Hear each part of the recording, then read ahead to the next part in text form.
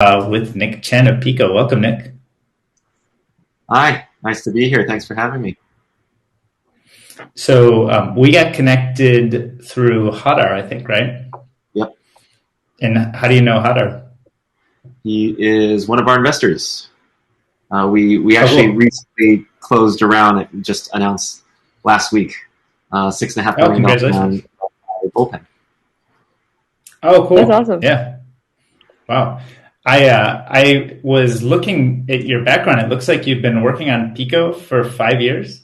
Is that right? Yep, I can't believe that, but yeah, So Wow, that that's that sounds crazy. like quite a journey. yeah. Did Our it?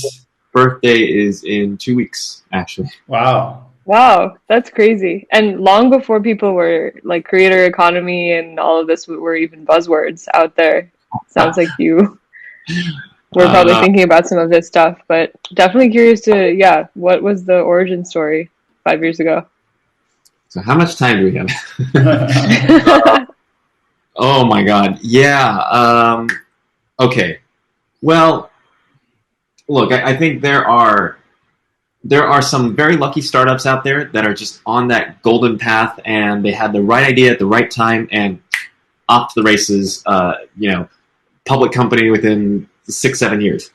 Uh, we didn't have that kind of start because I think we were. You could argue we were too early. We were kind of living in the future, but um, what we realized back then was a fundamental macroeconomic problem, and thus a macroeconomic opportunity, which was the fact that media at large was just bleeding money to Facebook and Google.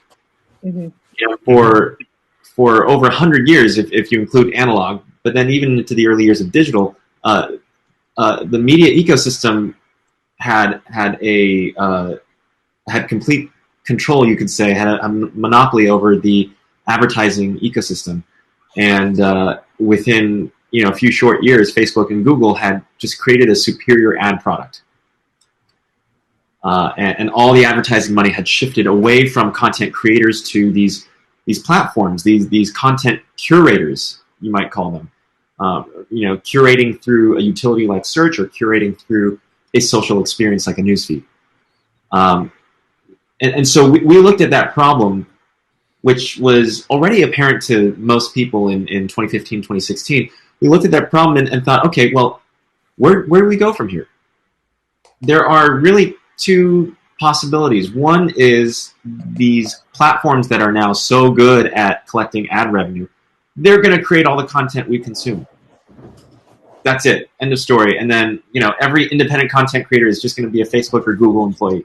You're going to have a Facebook news correspondent, a White House correspondent, right? Um, or, or you continue to have a diverse, rich media ecosystem, and the content creators figure out a new business model, one that is not dependent on advertising revenue. So that was the moment we were in back in 2015, 2016. We saw that macroeconomic opportunity. Um, and, as it turns out, if you look throughout tech history, so many web technologies, browser technologies, innovations were spurred by the needs of media, of journalism. Mhm. Because it turns out they're frequently in crisis. So if we can solve their problems in that moment, we could probably solve a lot of other people's problems in the near future. And that's where we find ourselves today. What we spent the first few years thinking about has really now broadened to far more applications, to what people now like to call the creator economy. And you don't normally think of a newsroom as a creator, and we like to use the term creator business to signify a creator or a team of creators that are doing this full-time professionally, right? Mhm. But a newsroom and a creator have a lot in common. They are using content to draw in an audience, and they're monetizing that audience in very creative ways these days. Um, so, sorry, it's quite a ramble, but that's kind of like Oh, that's a great. brief Yeah. history of how we So, got here. so it sounds like the the starting point you really understood this shift that was happening, but there's dozens, hundreds, I don't know, infinite ways to approach that. So when you were back there at the starting line, or maybe 90 days before the starting line, what was going through your mind? Was there a specific kind of solution or entry point or product problem that you were solving, and what did that look like then, and sort of has that evolved to where we are today, or how does that whole kind of process look? Yeah. So we definitely jumped to a solution, maybe a bit too quickly, and maybe the solution was a bit too specific. We thought that micropayments would save the industry because we were really taken with how successful micropayments had worked in telecom, with minutes in the 90s, with SMS in the aughts, with data, megabytes, gigabytes in the 2010s, right? Those are all micropayment plans. Yep. You are paying a fixed amount monthly in sort of an allowance model, and then you spend down that credit on the phone calls you make, on the texts you send, on the data that you download and upload, right? Yep. So could we come up with a comparable system for content consumption? And what was so special about what the telecom industry did that we could learn from and replicate? Well, for starters, we knew that we couldn't put a $ next to pieces of content, right? When you open up a link on your iPhone, it doesn't show the cents that it's costing you. Right. So we have to abstract that with some new currency, with some new unit by which consumers could measure what they were doing. So we came up with a points system, and the concept was you would subscribe to a fixed number of points every month. That would be your allowance, and you spend points down on articles, videos, podcasts, what have you. And was this a network of kind of articles, videos, podcasts that you'd assembled? Were you doing like deals with existing creators or creative businesses around that, or how did the kind of content supply side work? Yeah, so what our opinion at the time, and really still today, was that we have no business being an aggregator. There were enough aggregators out there, and what we really needed to do was make deals with all of these publishers to have this technology on property, on site. So that was the strategy, and oh my goodness, what a brutal year of hitting our head against the wall. And by the way, our name Pico. Oh, I was gonna say, you said your name back then? It was Penny Pass, not Pico. Penny Pass. Oh, wow. Okay. So what was the story behind the Pico name then? So that name came about when we decided to pivot away from micropayments, because Penny Pass was it was a great name for a micropayments company, but it was just so specific to micropayments. You really couldn't do anything else with the name. So we had to move on from it. But sorry, David, you were going to say something? Yeah, I was going to make an observation. I saw this product a little, maybe in the last few years, called Scroll. Are you familiar with Scroll? Yeah, so it looks like they're kind of trying something similar to what you were trying back 5-6 years ago. Is that kind of what it felt like or looked like, or? Yeah, a little bit. Are there new approaches that they're taking that might be more promising at the starting point? Right. So Scroll, I think, is doing something similar to what Medium is doing, except Medium is really trying to get content creators to create content on their platform, whereas Scroll is taking more of that partnership approach that I was talking about for Penny Pass. But in both of their cases, my information may be outdated here, but I believe their micropayments model is based on time spent. So you, as the consumer, you pay, I think it's $5 a month, and then based on the time you spend on different properties or reading different articles on Medium.com or on a Scroll property, they will then divvy up your $5. I see. Right. So a little bit like how streaming shares work on Spotify? Is that correct. Kind of the analogy? Yeah. Okay. Yeah. Actually, I'm not too familiar with Spotify and Apple Music either. I don't know if they do it proportionally or if it's just a fixed payout per stream.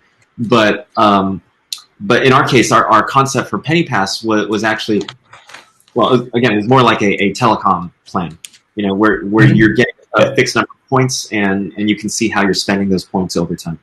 And maybe, hey, even a rollover concept like Singular had back in the day. So that was PennyPass, and I see that, yes, there are a couple that are still trying a flavor of micropayments today. I wish them all the luck. It's certainly an interesting idea. There have been many startups before PennyPass too that tried it. Yeah. But something we found really interesting a year into it was that, well, number one, we didn't have any business, so something wasn't working. Right.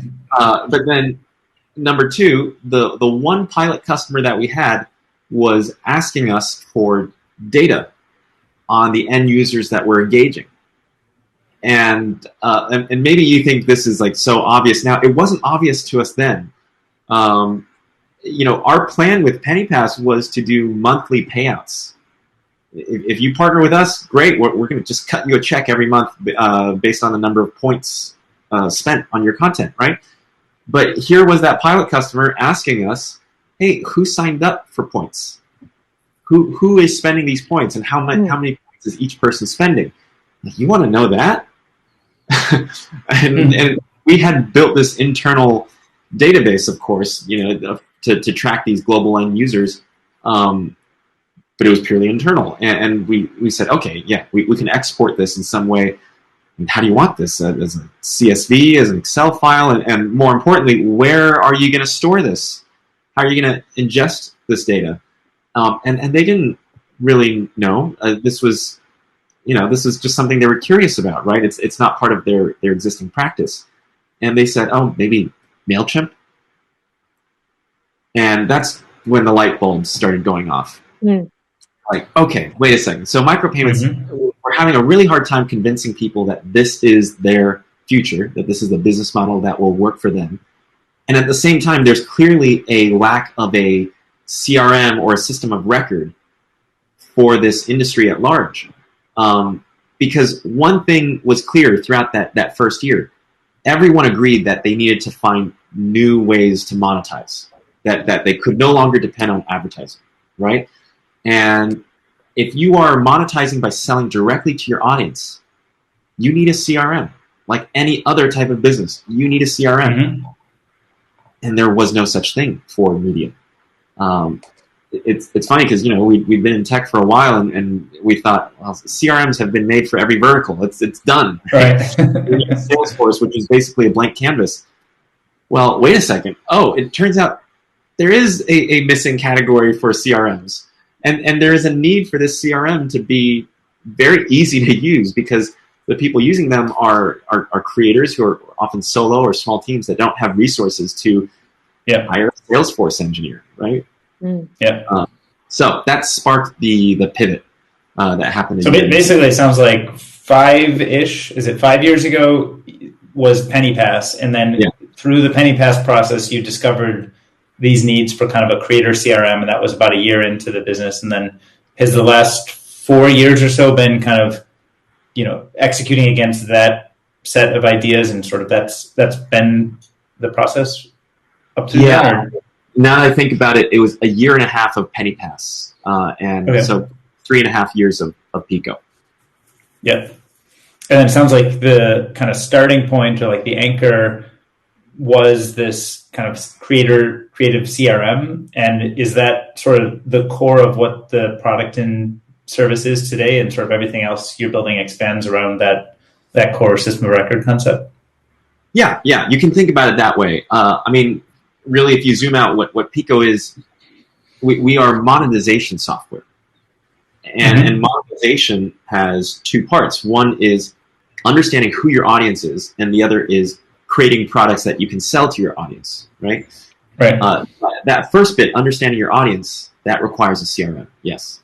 So that's at our core. And what we think a lot about is, how do you get data into the CRM? What's the entry point, right? And it's newsletter signups. That became clear to us pretty early on. So we developed interfaces that are just extremely efficient at converting anonymous visitors to your website or to your Pico landing page. into known people, into email addresses. And once you have these email addresses, you can then see all these analytics for each person. So that's the piece around understanding your audience, which is really important before you figure out, should I have a paywall? Should it be a membership? Or am I asking for donations? What have you, right?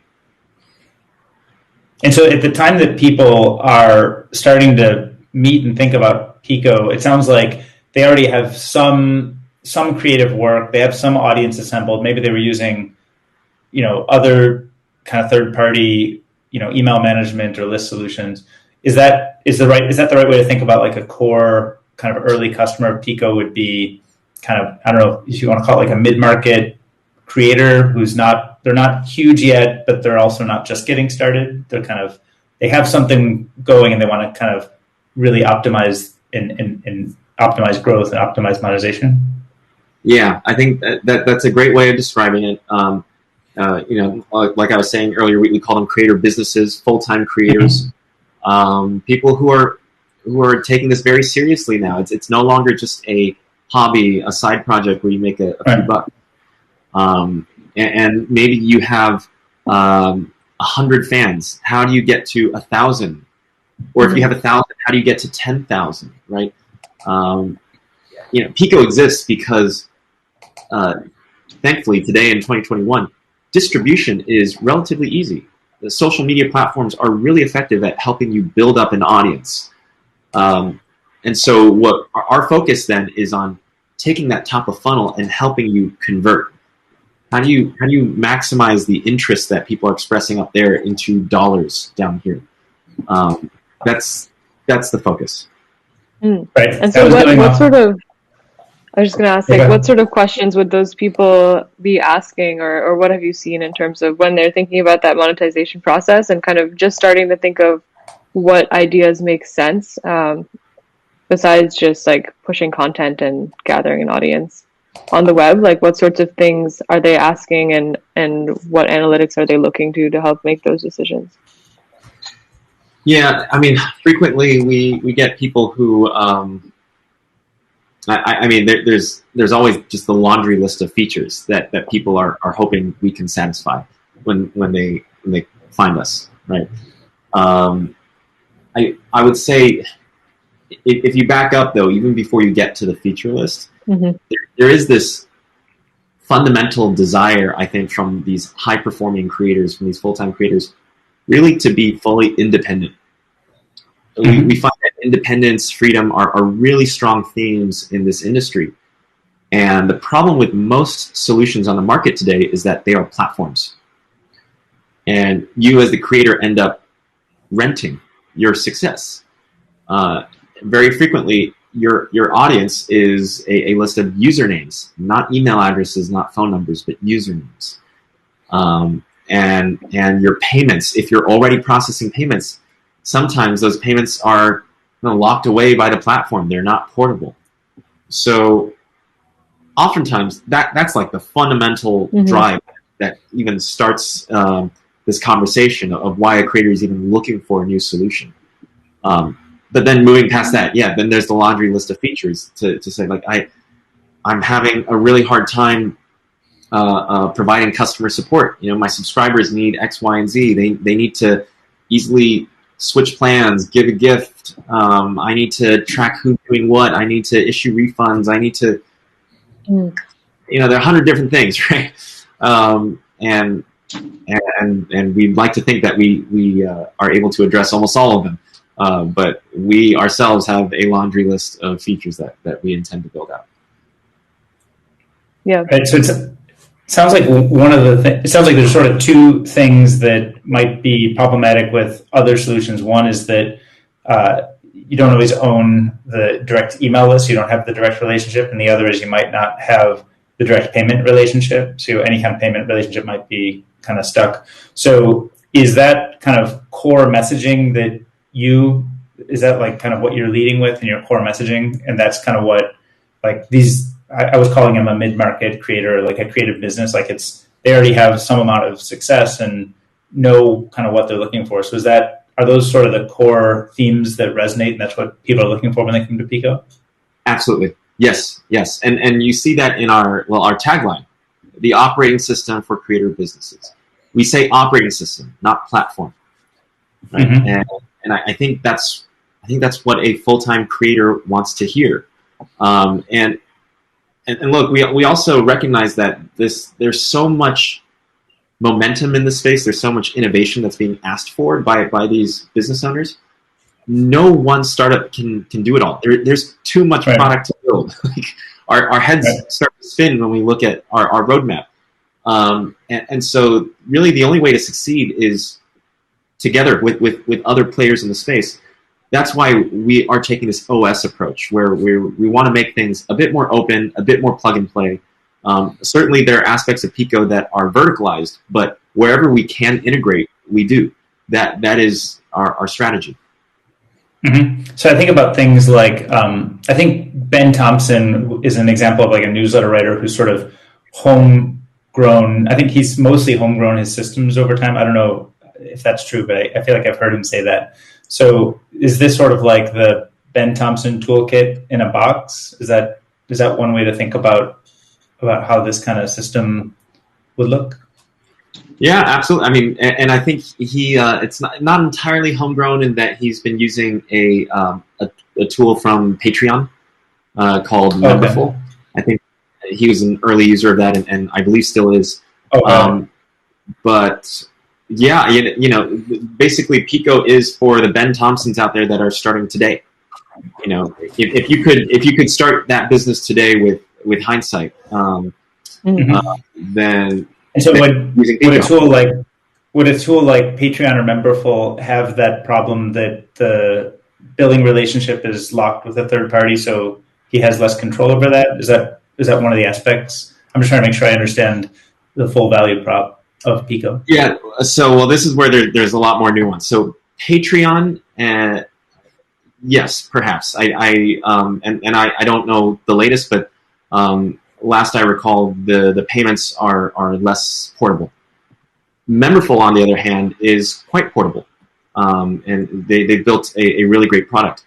Our focus, though, is kind of, and Memberful, by the way, is like a really great creator payments tool. You know, if you need to process payments, Memberful makes that pretty easy.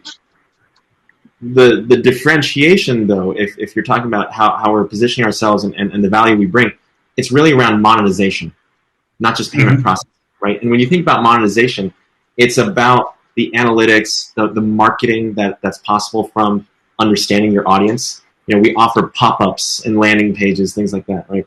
And then the other piece of it is creating different types of products that you can sell to this audience, where you have different SKUs, and it's not just one rigid paywall model. So that's how we differentiate.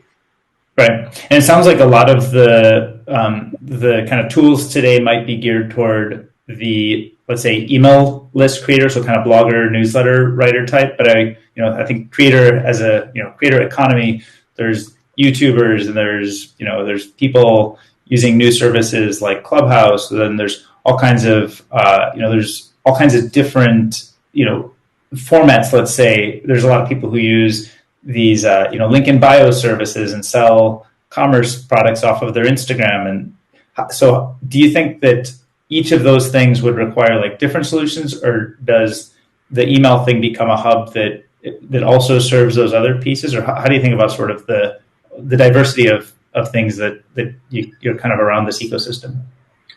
Those other things are top of funnel distribution points. Right, and they're very effective for that purpose. The email list, though, is ultimately going to represent your biggest fans, the fans who are willing to pay. Yeah. So that's where there's a need for some kind of system of record to pull in all these disparate strategies that a creator might be exploring. And in some cases, you might even be making money in these different streams, right? It's not just your presence. I think Clubhouse is going to support creator payments soon, if not already. That's great. But especially if you have multiple revenue streams, there's increasingly that need to have one place to manage that, to have a view of that, right? Does that answer the question?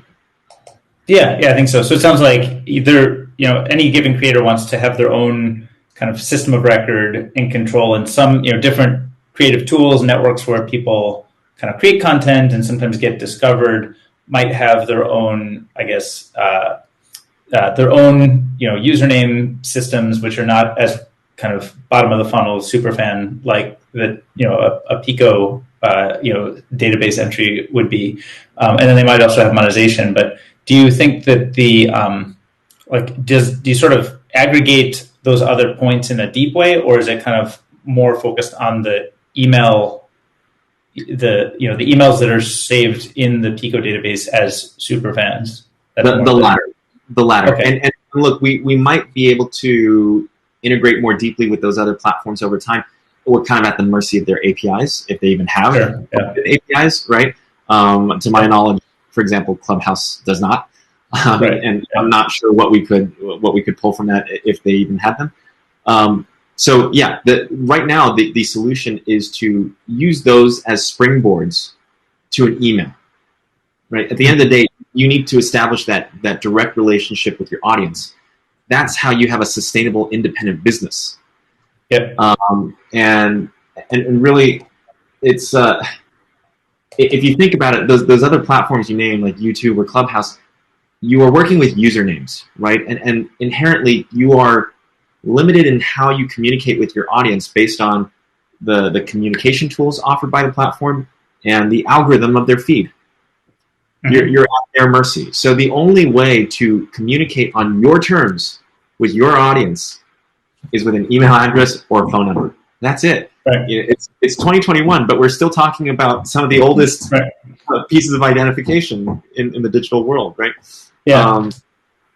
So the future is the past. Right. Everything old is new, or everything new is old. Yeah. Although I am curious to kind of hear about what behaviorally you've been seeing or finding interesting in terms of now that it seems to be seen as more and more viable for creators to be like one-man creator businesses, as you said.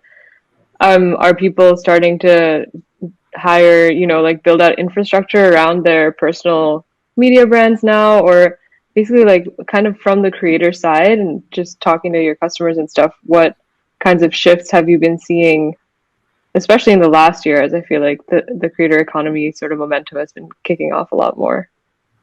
You're asking in terms of in terms of how they operate and like, are you seeing sort of more than one man businesses being built out around a formerly like single person operation concept, and how is that impacting stuff?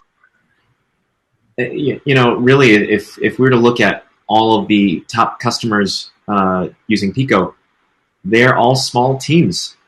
They're teams, not solo creators. It's not to say that you can't be incredibly successful as one person. I think there are plenty of examples of that around the internet that you could point to, right? But very often it just the business becomes complex. It's not easy to pump out a lot of content and then also think about marketing, pulling people down the funnel, all the operations of the business as well. That's a lot of work to do. But something that's helped a lot, I think, is the fact that we've partnered with some agencies that help with these things, managed services, really. And I think you might see some of them in our partner directory, which we have on our website. But some of these are audience development agencies who will take care of the marketing piece and a lot of the operations and really enable the creator to create, to focus on content, to focus on what they're good at. So that's one way we're seeing these solo creators or even small teams really punch above their weight. It's by leveraging these agencies, these freelancers who can do that for them. Right. So it sounds like I had shared a link to this journalismgrowthlab.com, which I think was listed on the partner side. So that's an example of somebody who they have they're like an agency that has their own kind of creative businesses, and then you've done a partnership with them and you distribute the Pico platform through them to a bunch of their creative businesses. Is that kind of and these are all very yes, it's and it ends up being a cross-selling relationship in some cases, right? Mm-hmm. These agencies might have a lot of clients that they feel could benefit from using Pico, and so they facilitate that relationship.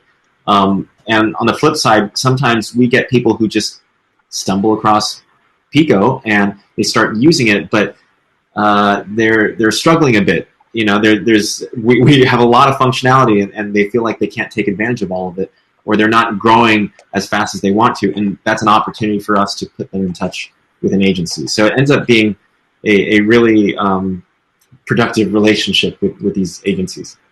Right, and it sounds like when you start talking about these creative businesses, which could be groups of people instead of just solos, that there's probably a lot of infrastructure that's required just among how you kind of organize and manage a team, and what kind of policies you might have on how different, subscription, rev share, salary, contract, like there's just so many mechanics when people come together of how do you actually create and share value. So I wonder, is that like a deep part of the system today, or is that a problem that you kind of bump up against? And are you thinking about kind of new solutions to that? That is, I think years in the future. That's way out there. Okay. It's definitely something that comes up in conversation pretty regularly, though. And you can see companies in the retail or e-commerce space doing that now, and they are at least 10 years ahead of the creator economy as just a broader trend, right? So it's often helpful to look at what they're doing. Square, for example, handles payroll now, right?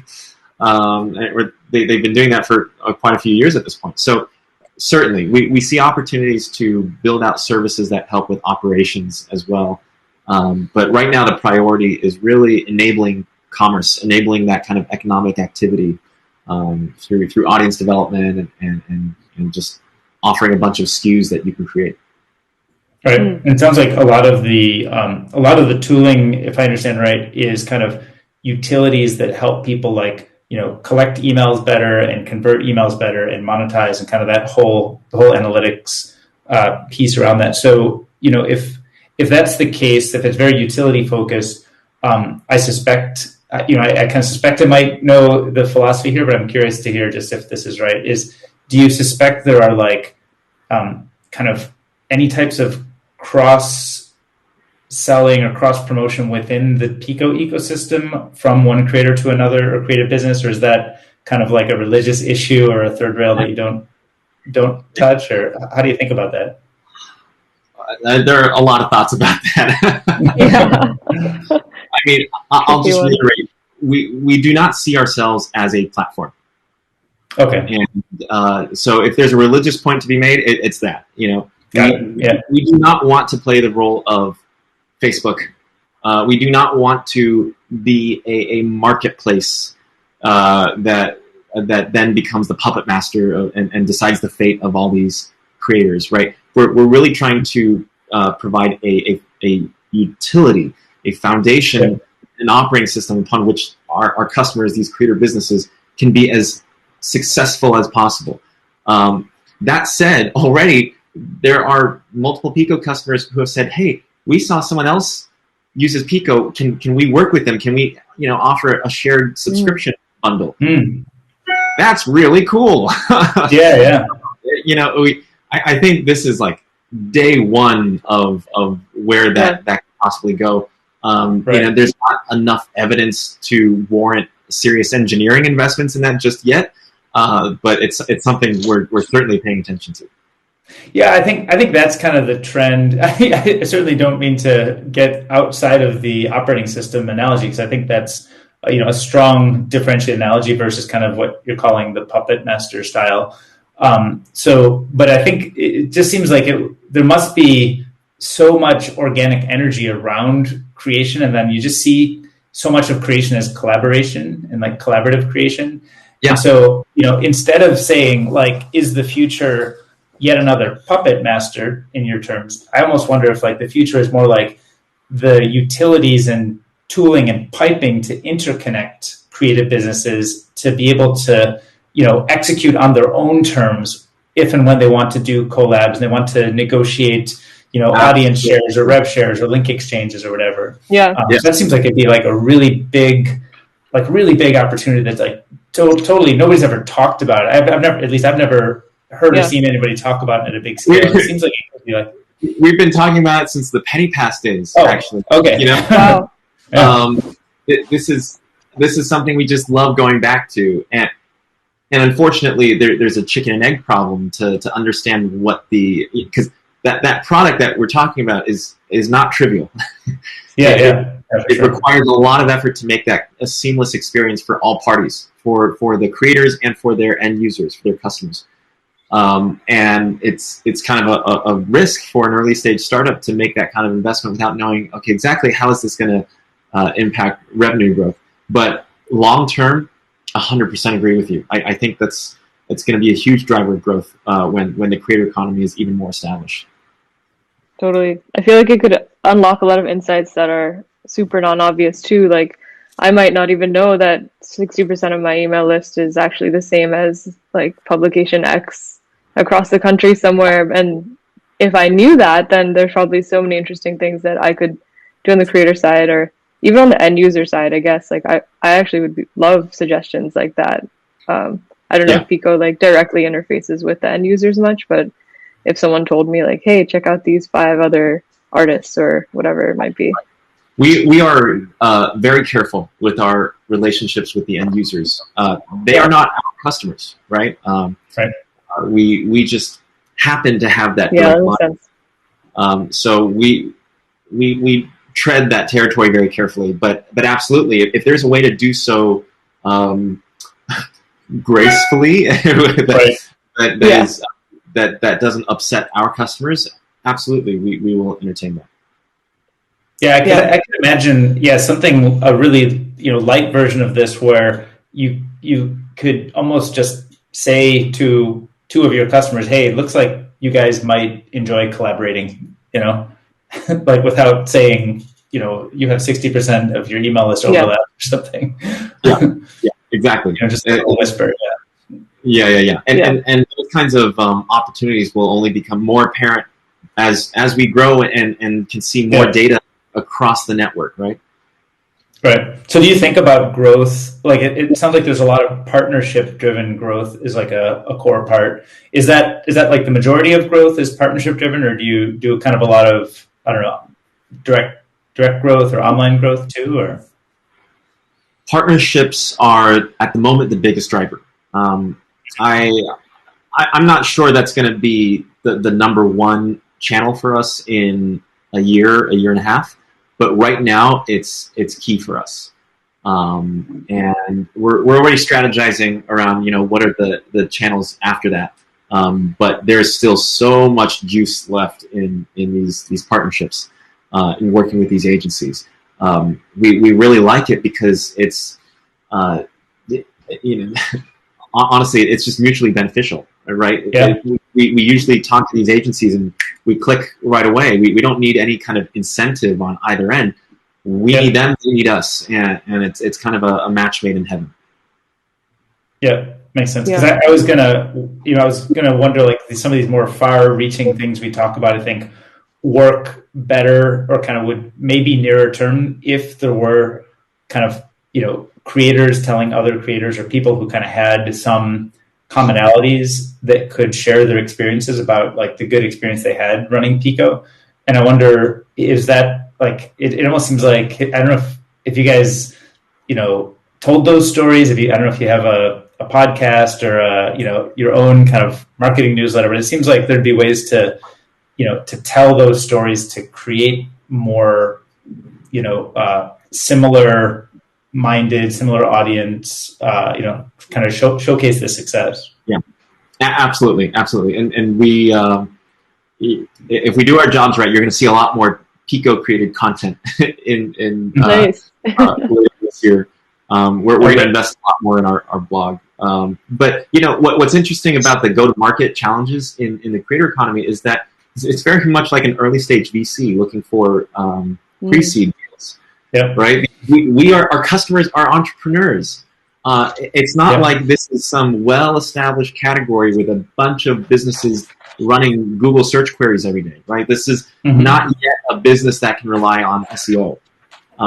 So it just requires a lot of creative thinking on how we reach those people who maybe don't even have a business yet. Yeah. What have been some of your favorite stories of people who end up, or businesses that end up using Pico, and kind of what they've learned or done from it? Oh, well, there's such a range now.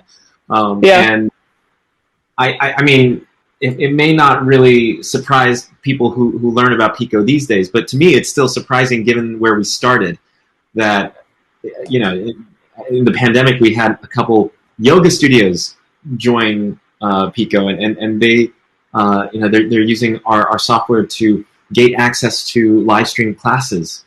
Amazing. I just wouldn't have predicted that even a couple years ago. So it's just really cool to see what's possible when you have really what are foundational tools, the very unopinionated tools that can do anything. What happens when you give those to creative people? Anything's possible, right? And so it's a lot of fun to kind of keep tabs on what customers across a pretty broad set are doing, and that cycles back and informs our product design as well, because we'll think, oh wow, we didn't anticipate that use case. Let's make sure our next revision of the dashboard experience can accommodate that more easily. That's really cool. I'm actually curious to learn a bit about sort of the product development process and sort of overall. Yeah, I was just going to ask about that. Yeah.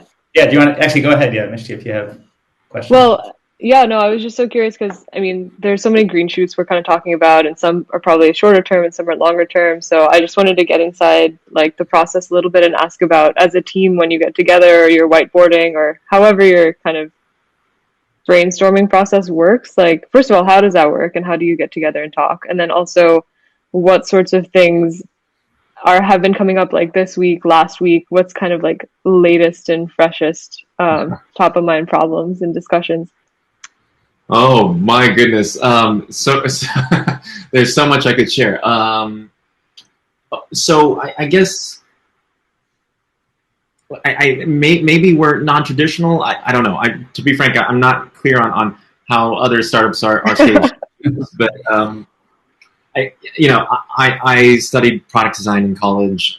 My co-founder studied behavioral economics, which involves a lot of need finding and ethnography work. And so he spent a lot of time at the D School, and the D School was kind of my home throughout college. So we're both students of the D School of design thinking.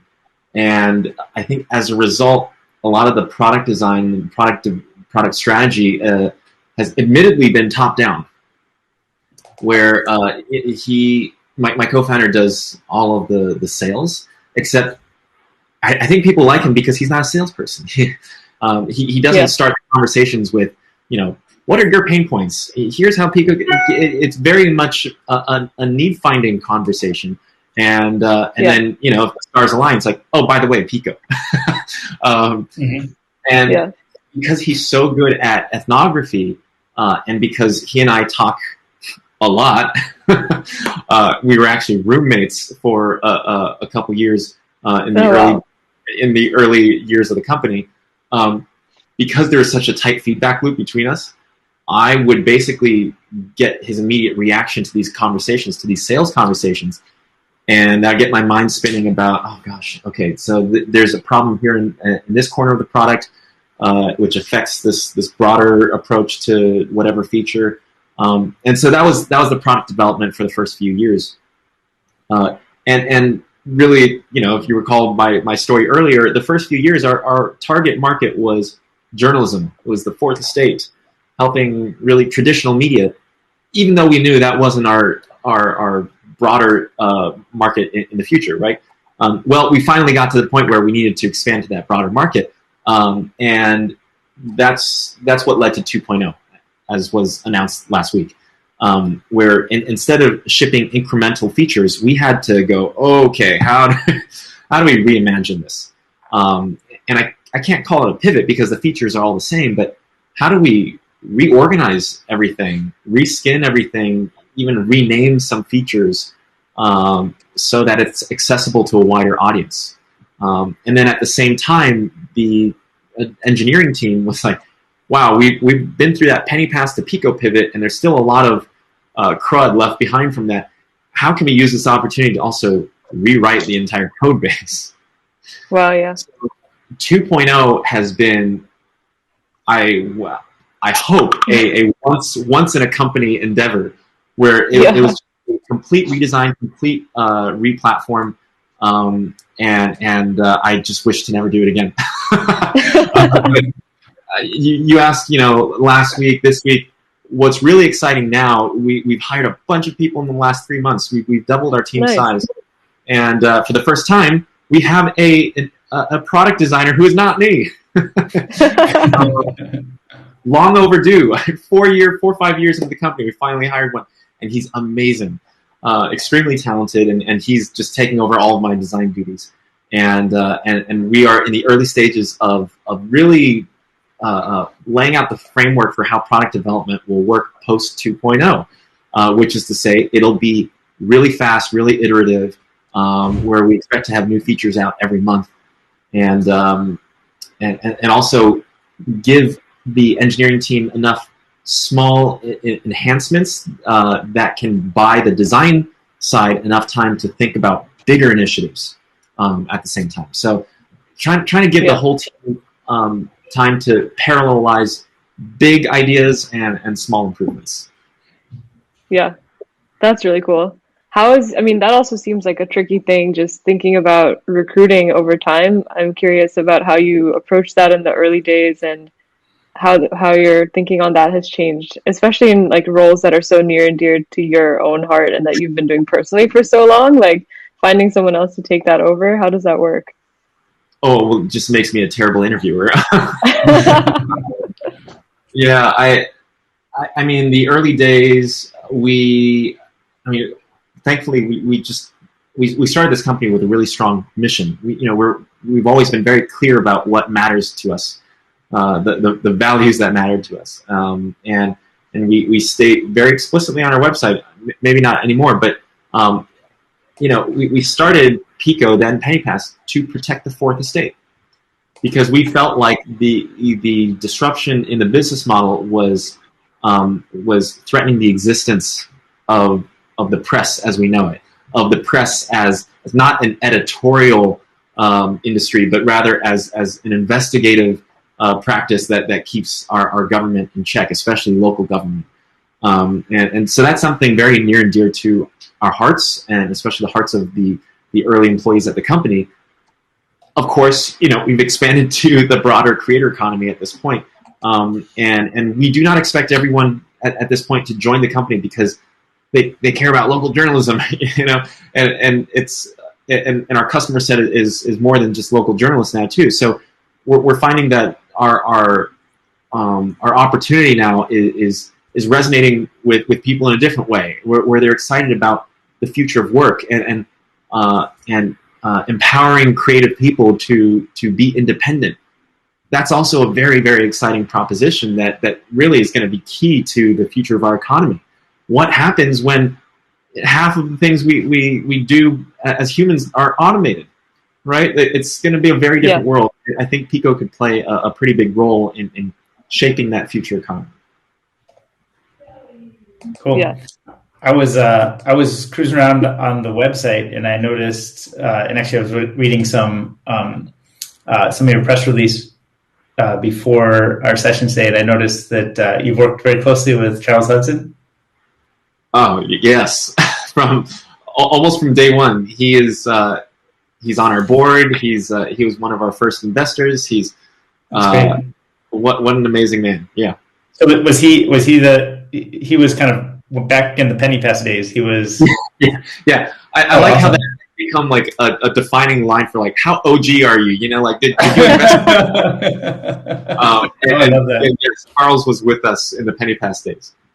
Charles is a great friend of mine. We used to go out to dinner all the time, and we were trading emails the other day, lamenting how it has been so long since we've had a chance to do that. So we're looking forward to our vaccines, and we want to get together again. Yeah. And so so he kind of was on the board from kind of day one, and then I think the new financing.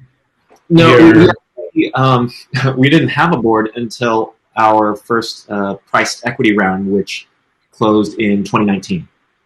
So okay. Yeah, you'll see a press release from spring 2019 when we announced a seed round led by Stripe and Precursor, and that's when we officially formed that board, and Charles became the third board member. It's me, my co-founder, and Charles. And then with this latest round, we now have Ann Lai from Bullpen joining the board, and she's I don't know if you know her, but she's just an amazingly talented person. Oh, great. That's so cool. Yeah. What are there any pieces of advice or sort of, I don't know, learnings that you found most valuable from people that you've worked with over the years, either like officially investors or even just other mentors that you've looked up to in the startup ecosystem? It's really hard to distill all of the ups and downs from 5 years of building a startup to like one or two guiding principles. I mean, you ask about learning from other people. I think just to take a step back, surround yourself with really good people. Yeah. Right. Yeah. I think especially these days when it seems to be such a frothy market, when capital is just so easy and free flowing, it's tempting to grab it from wherever you can. But boy, does it make a difference to take it from someone like Charles Hudson early on, versus whoever Joe Schmo who happens to have a family office. Right. Yeah. It's like having people like him in your corner changes the trajectory of your company. Really, I can't imagine where we'd be without him. So, as a founder, you have to roll with the punches, and there are plenty of punches along the way. I cannot possibly give one piece of advice that applies universally, but as long as you have those people in your corner, you'll be fine. Yeah. That's great. So I noticed one thing. I know we're just 5 minutes before the end of the hour, so we do want to wrap. But one thing I was curious about that we haven't gotten to talk about is the kind of hub nature of the offices and work. And so it sounds like you have a Brooklyn office, and then is it Denver is the other location? Yep. That's right. And I wonder sort of how did that come together, and how do you see that evolving? As you grow the company, will you create new hubs? How do they emerge? What does it take to get enough to emerge a hub? And how do you think about the broader distributed or remote kind of collaboration stuff? That might be the hardest question of the hour. This is it contentious internally? It's I think what makes it so challenging is that there's no precedent. We're all trying to figure this out, and it's a very personal issue too about what you value in your life, where you want to be, how you want to work. Even if you're in New York City, whether you prefer working at home or in an office, right? So there are just so many human factors to consider here. I don't have any wise advice or on how to approach this, but I think something that's I'm not saying anything new, but something that's obvious to the entire industry now is that we're always going to have to support remote work from here on out. And we have to be remote first, and the talent really has always had the upper hand in tech. Hence engineers being paid the way they are, and this is just yet another thing that they have in their court now is where they want to be and how they want to work. And so as startups, as even as big tech companies, we have to learn how to accommodate that. I think it presents more questions than solutions, to be honest with you. We happen to have the Denver hub because our very first lines of code were written by an engineer out in Denver. And it was through an agency, a web development shop. Oh, wow. And he just was so fond of this project of Penny Pass that he decided to leave and join us full time. And so we kind of created a hub around him. He had friends in the area and recruited them. And before you know it, we had a Denver presence. So from literally from day one, we've had to be distributed. So luckily we've had this practice. But then it's another question, which I think you're pointing to, is how do you scale that? Just in the last few weeks, we've hired people in Michigan, Virginia. So we're certainly having to expand our horizons right now. And what does the team kind of split look from, like New York numbers versus Denver versus rest of US or world? Our headcount is 30, and half the team is in New York. We've got 3 people in Denver, and the rest are spread out everywhere. Right.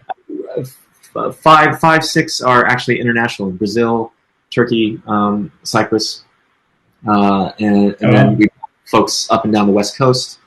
Yeah, we're all over the place. Yeah. Wow, that's exciting. The sun never sets. Yeah. But it's funny, we have a somewhat similarly, fortuitous, accidental process where we are fully distributed. I happen to live in San Francisco, but Mishti is in Hawaii at the moment. Not complaining. Yeah. And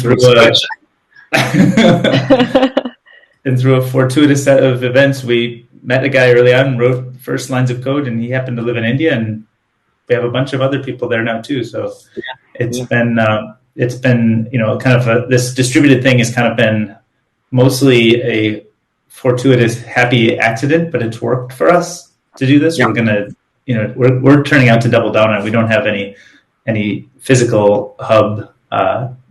Maybe at some point it would make sense, but we haven't found that helps us yet. Yeah. So.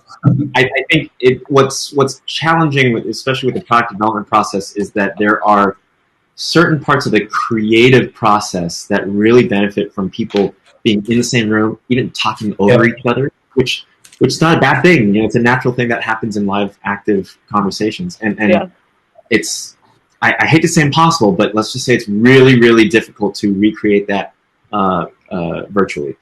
So we do believe that there still needs to be some in-person component, even if it's not mandatory, even if it's not Monday through Friday. Yeah, great.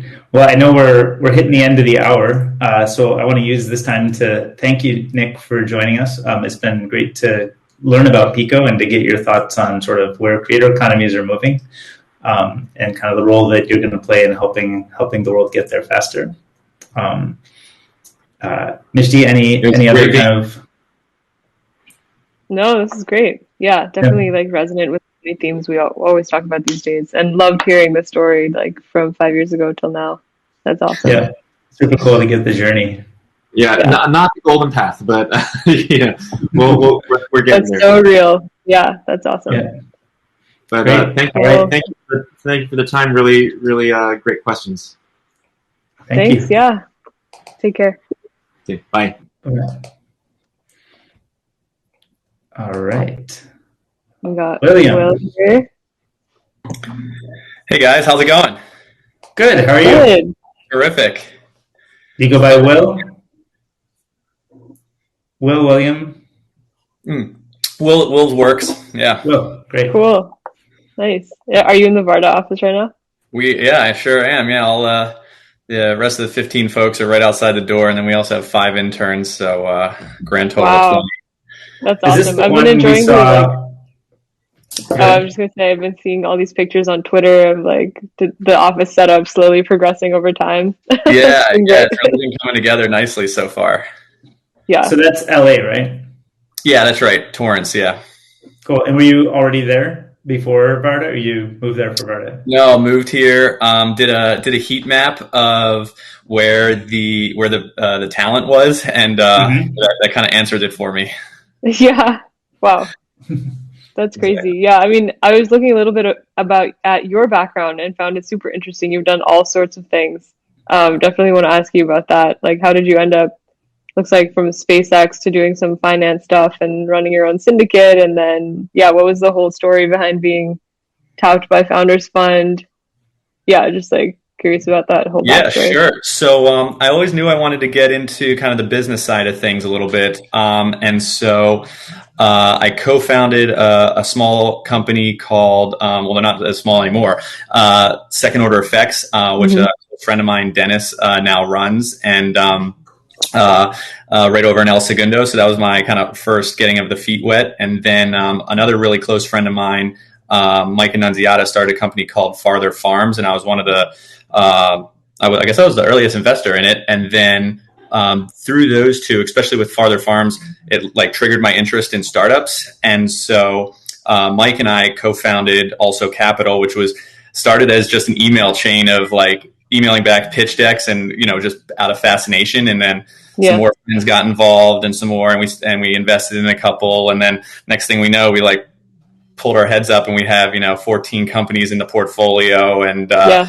bunch of LPs, which are really just our friends in the syndicate and folks who we've met through friends of friends and that sort of thing. And do you have like a focus on was that syndicate or investing focused on stuff? It sounds like you've done stuff a lot around, I'm looking at Farther Farms, it's like potatoes and food. Is that? So are there thematic things like that? Yeah. I love this company. So it's actually funny because they have a lot of parallels with Varda. They're kind of in the same place as the value chain. They had the same size raise. So it was neat getting to kind of like do what Mike did at Farther Farms now. And then but yeah, and I spent some time at Bank of America to see how like larger companies work from the top down. And so I figure if I understand startups a little bit and huge companies, maybe I can interpolate in between. And so that was kind of the idea. And then I got tapped by Founders Fund. Delian called me last September. And he was looking for someone to co-found this incubation with him. And a friend of his from college works at SpaceX. And so he said, hey, do you know anyone from the ex-SpaceX community that would be interested? And so that's how we got connected. And I said, heck yeah, I booked the flights before you can offer. That's so cool. That's not even that long ago. I mean, it must feel like a roller coaster just from last September to now. That's wild. Yeah, absolutely. Yeah. And so sorry, go ahead. Yeah, I was gonna say we've been kind of I think getting a little bit of a rough education in space and the value chain around space, but we're certainly not experts and we don't even really understand how to analyze it or think about it yet. We're just catching little bits here and there. So kind of, can you give us a little bit of a overview of what that ecosystem looks like as sort of I don't know if you call it like a launching point to figure out how Varda fits into that? Yeah, absolutely. So, as of 2019 at the end, so I just throwing out some numbers is like the best way I gain an intuition for anything. So throwing out some numbers from a McKinsey report, let's see, at the end of 2019, roughly 5 billion of capital goes into commercial space per year. 1 to 2 of that is to small startups. The rest of it, behemoths like SpaceX. And then One World had a pretty big chunk of that too in 2019. There's roughly 900 something individual investors. So that kind of gives you the count of people who are putting the money in. And then about 50 or so startups in the US, and then about the same number internationally as well, take those dollars. So that's kind of like the ecosystem. The majority of the value that's created in space with those investment dollars by those companies are really, it all boils down to telecommunication and Earth observation, and then launch, of course. And the majority of it is in communication. So Starlink obviously is a big one. But of course, the kind of the legacy satellites as well, like Sirius Satellite Radio, DirecTV, stuff like that. And but the Earth observation market's a little bit smaller. It's a little bit bigger than the toaster market. To give you a gauge there. And those are, I guess, the observation stuff. Is that mostly sold to governments? Or is it more of like a private niche industry? Both. So there's the military innovation curve and civil innovation curve, and then also commercial innovation curve. So in the military, spy satellites are the usual like thing to point to.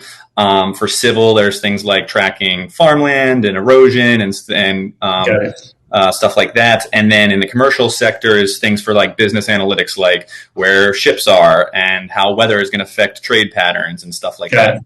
Yeah. But the telecom category, the Starlinks, the DirecTVs, et cetera, those are kind of the bulk of the actual commercial dollars that kind of the end user demand is expressed through those services purchasing. Exactly. Yep. So is that stuff undergoing like a rapid transition right now, or is there like other stuff around telecom that's, kind of new types of telecom approaches that are getting, that are driving a lot of the innovation in the kind of space?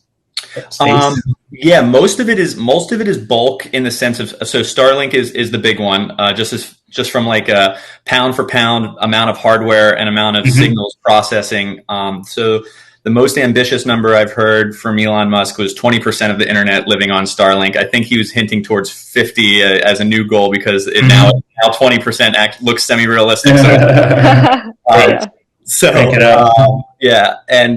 so most of that is like, when you think telecommunication, the internet is like the thing. So once the majority of the internet's up there. But as far as novel, interesting ways to communicate beyond just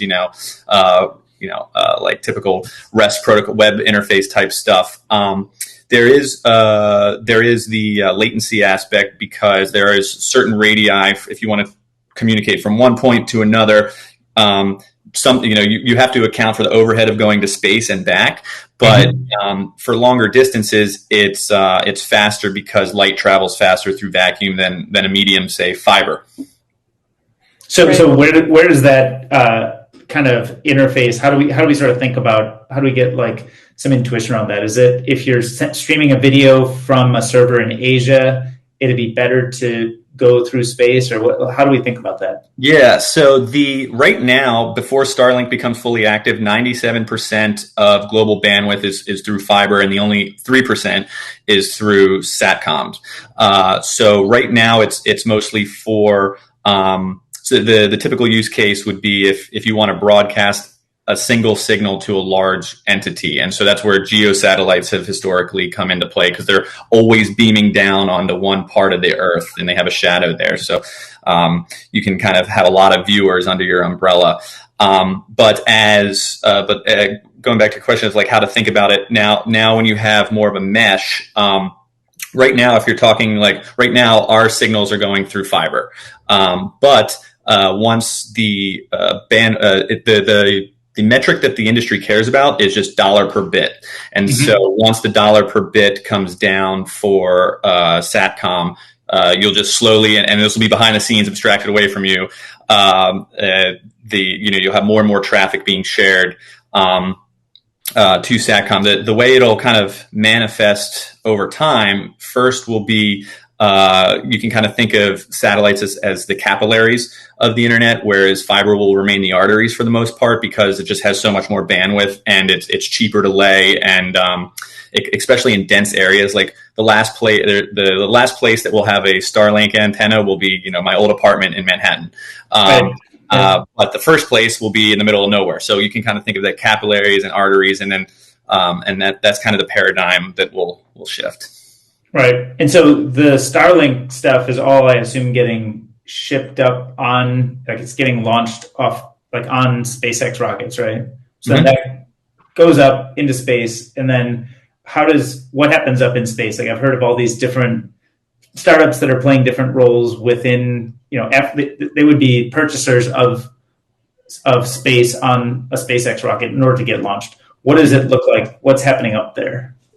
Yeah, absolutely. So for the Starlink case, they go into low Earth orbit, and it's fundamentally different from a constellation perspective than, say, the GEO satellites, where geosynchronous orbit is much farther away from Earth. So it's 6 Earth radii away, whereas low Earth orbit is for Starlink, for example, is only they're only 500 kilometers up. So if you think about 500 kilometers, what, a little over 300 miles, it's really close compared to 6 Earth radii away. And so it's more of a mesh network topology than a single kind of bent pipe thing that you're reflecting signals off of. And so once you get into that mesh topology, you can send a signal and then it will go to whichever node is the shortest path to your final destination. But as far as ride shares go, you're mentioning for other satellites, not just Starlink. Now they'll go up on rideshare missions, which are essentially because the industry trend for satellites is going from those big old legacy geosatellites to smaller satellites that are lower.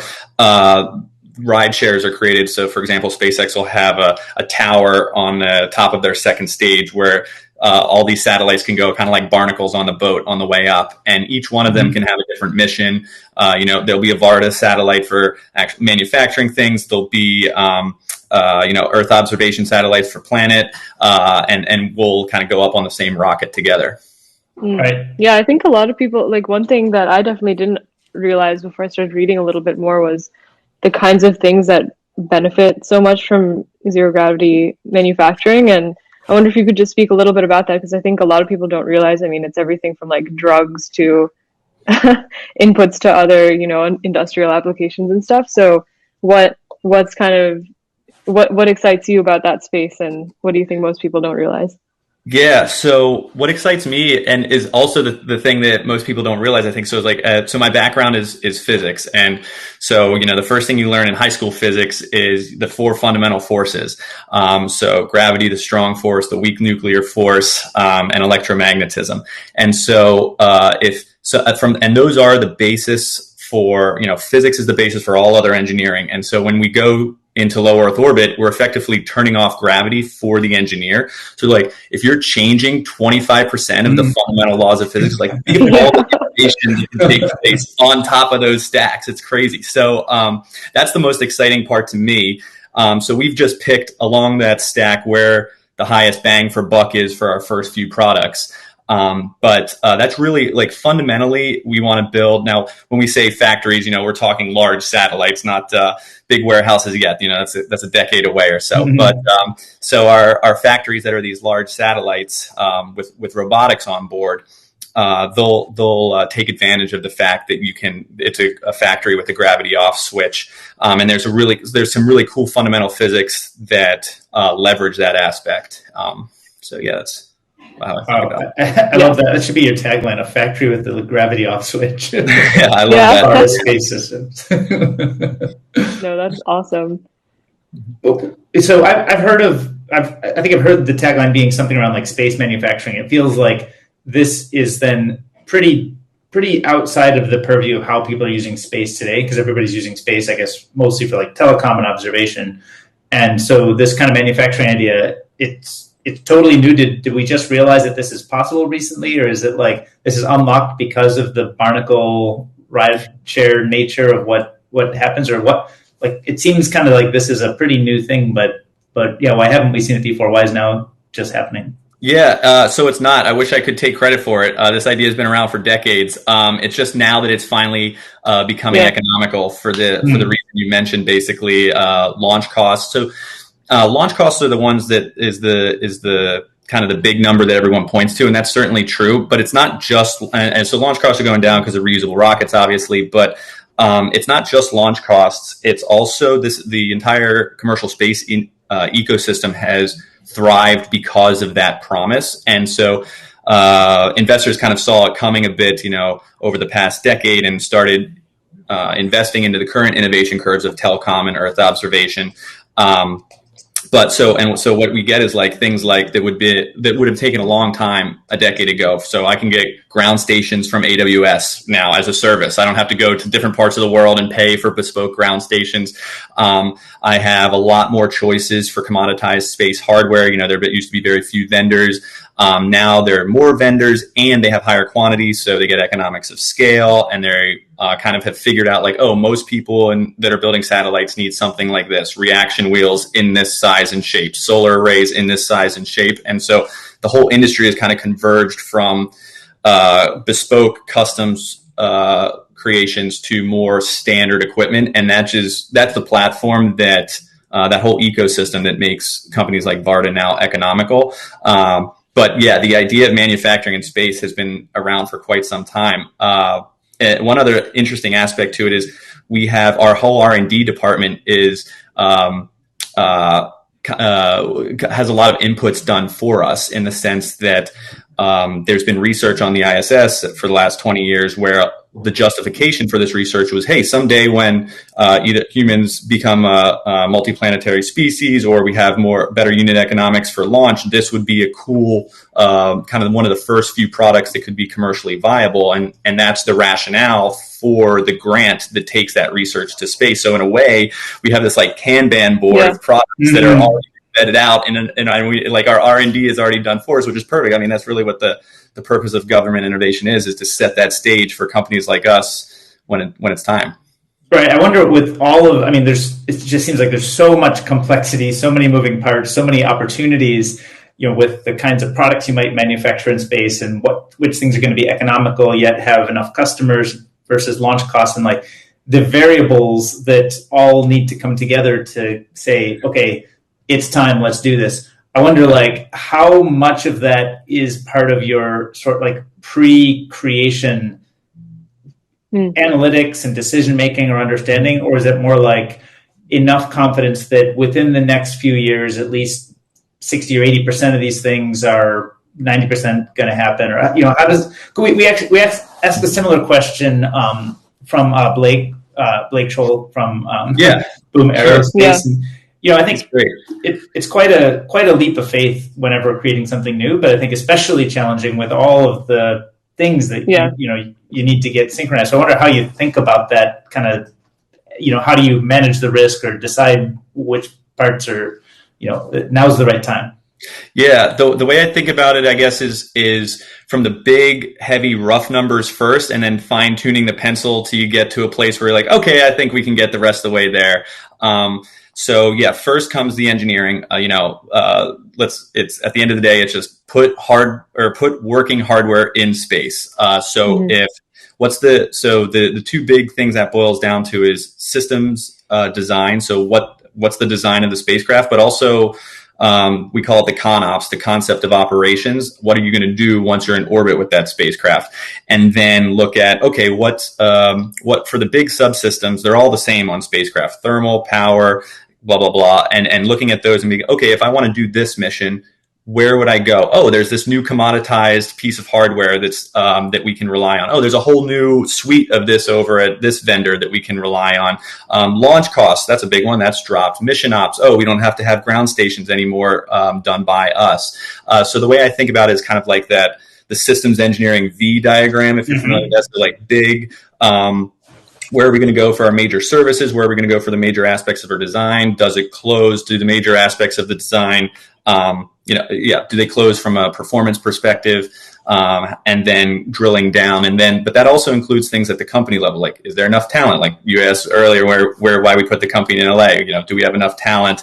How much would that talent cost? Are there vendors nearby? Are there test facilities? And so this is all just kind of leveraging the tour of duty I did at SpaceX, where I kind of was exposed to the end-to-end system design and kind of just doing that almost in like homework level, high level format.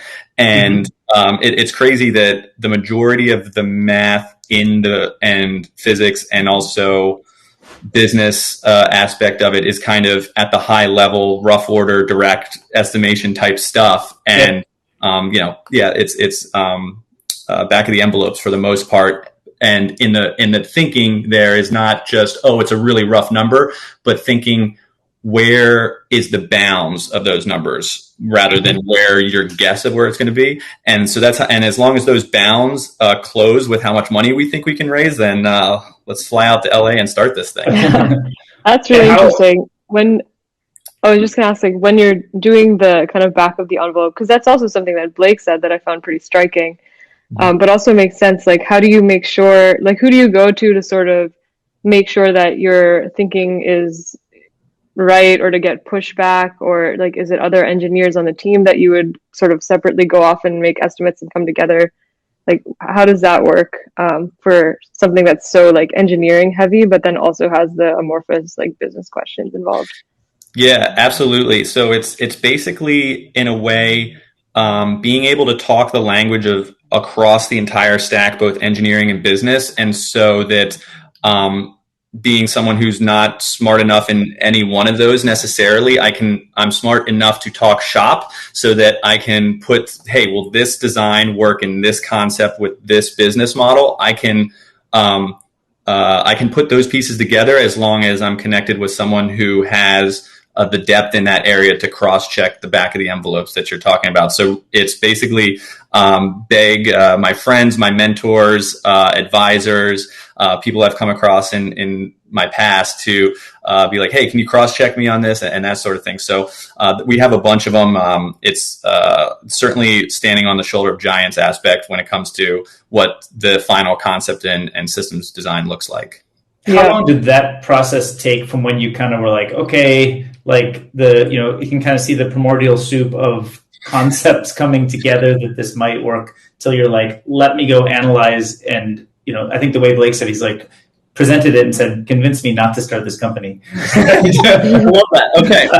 I'm going to steal both those ideas. So primordial soup, that's like a really accurate way to think about it, I think. And prove to me I shouldn't start this company. That's actually, I like that. That's fascinating. Okay. Anyway, what does that time frame look like? Is that a 6-month endeavor? Is that 2 years?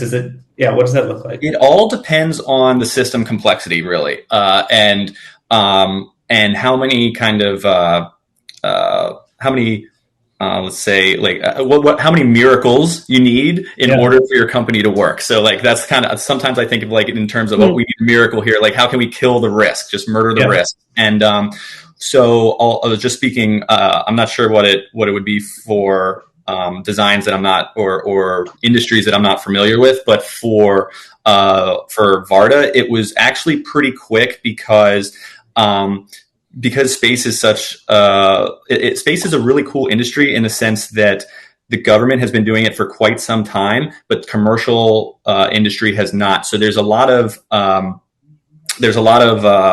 to build off of concepts and proofs of concept that have already been done in weird previous missions that you can kind of be like, oh, well, they did this, and this mission was this size and this mass, and they did these things. So you kind of like put together what's possible. And as long as you understand kind of the inner workings at the system level. So to get back to your question, for this one, it was relatively quick because satellites have started to become commoditized a bit. The robotics that we're putting on there are commoditized.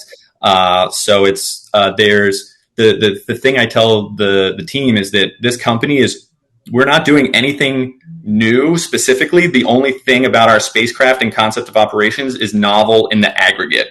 And so every piece of our puzzle has been done before. The only thing we're doing is the first time putting it all together, but there's no fundamental reason why, like, proof by induction of N+1 does not apply to our system. And therefore, if these pieces have worked, then our puzzle should work as well.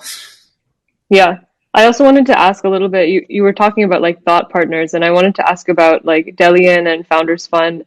When we talked to Ray and he first mentioned Varda, he was saying how this has been like a decades-long thing that Delian has been thinking about and like obsessing about how to make this happen. And I just wanted to know more about that like meeting of minds and how you guys sort of work together, biggest learnings from him or other Founders Fund folks. Like, take us into that process a little bit as well. Yeah, absolutely. I think like how Delian was able to convince me with two things. So first is we're pretty well aligned on like what the grand vision is of the company, and I think the cynic in me of like, oh, could you really like raise money on factories in space and that sort of thing? And it was always kind of this is true for most engineers, is like the majority of the problem is the money problem. Like, we've been to the moon 50 years ago. This isn't exactly like the craziest idea ever. So from an engineering standpoint, we're bottlenecked by the money. And so the fact that the money guy came over to me, was like, you need to think bigger. We can do this. I'm like, well, yeah, I know I can. I just don't think you can. So when I think our very first Zoom call, actually, me, him, and Daniel, our third co-founder, who specializes in our first product, we kind of were like, felt the confidence in the fact that we thought, each one of us thought that the biggest risks were on the other person. And so that's kind of how we were like, okay, well, I can handle my side of things if you can handle your side. And we kind of just like, well, let's just go full steam ahead until this breaks. And it just hasn't broke yet. So, and everything closes, as long as there's a societal demand for, a first industrial park in space. And do you have already kind of, I assume you have planned, but I don't know if you've started talking about what would an early thing to manufacture in space look like? Or are there sort of candidate ones that a lot of people talk about? Or what are, you could imagine tons of applications, I guess, when you turn gravity off, but what's most attractive to start with? Yeah, so the first we'll be doing is kind of in the materials domain. And so the way I think about it is, exactly like you said, is like if you start with the global supply chain, and let's say the global supply chain, we like roughly modeled it as like a unidirectional graph with edges and nodes, and we'll call the edges processes. So I go to every process engineer and say, hey, can we add value to you if we could turn off gravity? And for some of them, the answer is no, and some of them, the answer is yes. And if the answer is yes, we go, great. What could we add enough? Is the value we add on a low kilogram per dollar basis? The answer to that is yes. Okay, let's keep talking. The next one is, can we engineer this in space? Is this something we could build a small robotic facility for? And then third is, how easy would it be to integrate our new process into your supply chain? Do we look like a co-packer? Do we look like a supplier? Where in the value chain? And if all three of those make sense, then that's our next candidate for product. So the thing that pops out first from a margins perspective is in the materials domain, because unique materials that you can only manufacture in space hit all three of those, and especially with, and then of everything that gets filtered through those, we just pick the one with the highest margins at the time as our next product. Right. And do you worry about sort of like, I guess when you're up in space, you're still, I guess, domiciled as a U.S. company? Is that kind of the... Yeah. So how yes. do things, like, do you have to pay import taxes on these materials? That's are you so interesting. I never thought of that. Right. All these awesome, like really interesting legal questions come up too. So I forget the history behind here. I did hear it once. I think it was basically like when spy satellites, in order for governments in the early days to justify spy satellites as like not an act of war, basically they kind of like everyone kind of got grandfathered in, like, okay, wherever you launch from is kind of the home you're still in. Now, once the space economy grows and grows and grows, that may be very different. But for right now, no, we won't have to pay import taxes. I don't even know who those would go. Like it raises so many questions, right? So, but right. It definitely still looks you're like domiciled in the U.S. You manufacture something in space, and it's as if you manufactured it in Torrance, California, or something. Exactly. Wow, yeah. That's crazy. Yeah. How did, like, what's your space like interest story? Were you like a kid always interested in astronaut books and stuff, or like how did this fascination start? Yeah, I think my Twitter profile picture is my parents dressed me up as a rocket. They believe it was my idea, but I don't know. I was too young.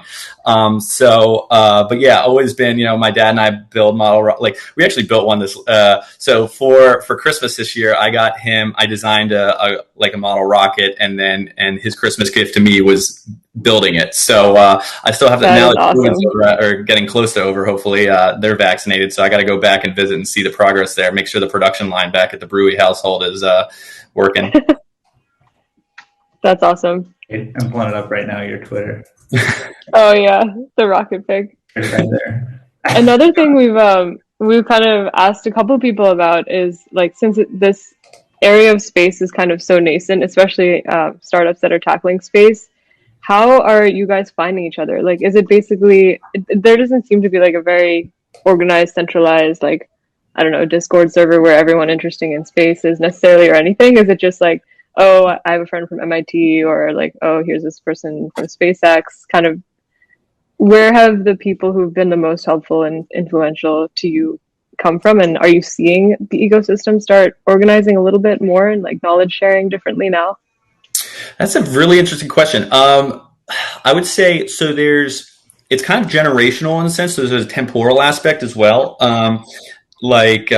So there's this one book that's like kind of the Bible called SMED, Space Mission and something that was written kind of towards, I think it was like the late 80s, and there's been another revision, and every kind of satellite engineer has read it through in college, and kind of it creates like a common verbiage. And so it's almost like I don't know if this is a really good analogy, but this first thing I thought in my head is it's kind of like Judaism, where you can be in like all these different, it's not like a country, a regional specific religion, but it's like everyone speaks the same language.